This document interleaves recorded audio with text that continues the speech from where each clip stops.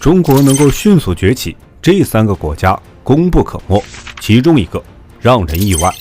改革开放40多年来，中国实现从计划经济向市场经济的华丽转身 ，GDP 高速增长，稳居全球前列。数十年间，中国从一个农业弱国蜕变为世界第2大经济体，其辉煌成就既源自于内在驱动力，亦得益于国际社会的支持与助力。今天就让我们来了解一下，观看中不要忘记点赞关注。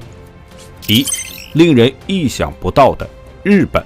日本位于太平洋西岸，国土自东北向西南延伸，呈弧形，是一个典型的岛国。国土范围包括北海道、本州、4国、9州4个大岛以及其他6800多个小岛，国土面积 37.8 万平方公里。截止到2022年，该国人口约 1.22 亿人。日本是世界第3大经济体，2023年的集体比约 4.21 万亿美元。日本国土由岛屿构成，专属经济区面积广阔，约等于国土的10倍。渔业资源丰富，日本是一个矿产资源匮乏的国家，工业生产所需要的原料以及石油、天然气的能源矿产都要从海外进口。由于能源主要依赖进口，因此1979年的第2次石油危机直接促进了日本的工业结构调整。日本并不是一个十分宜居的地区，这里位于太平洋板块与亚欧板块的碰撞挤压处，多火山地震，全球大约 10% 的火山都在日本。很多人或许不解，中日间的历史纠葛深重，为什么会是日本呢？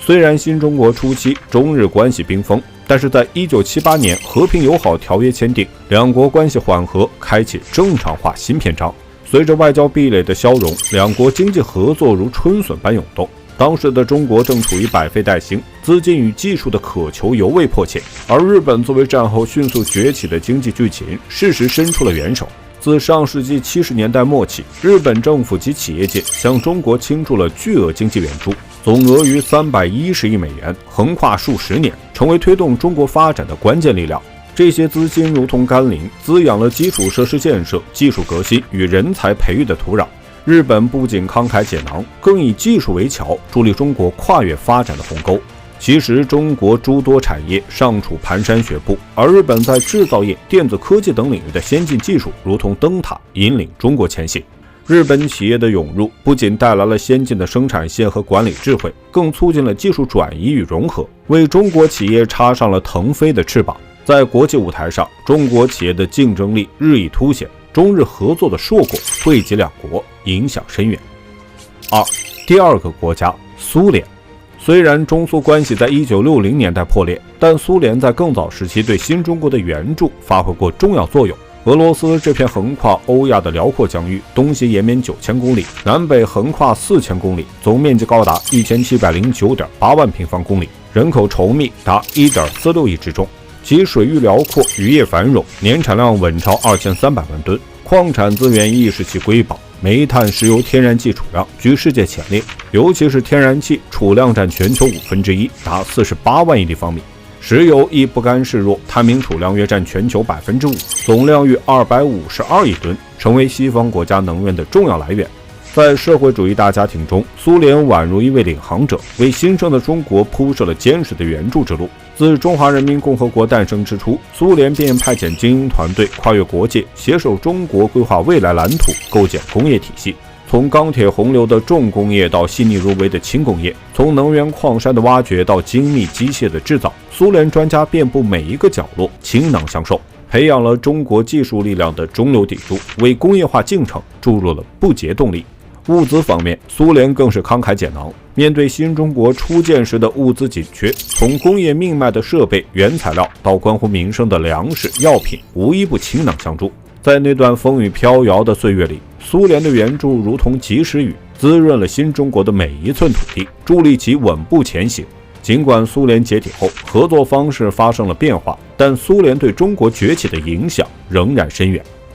3. 让人意外的乌克兰。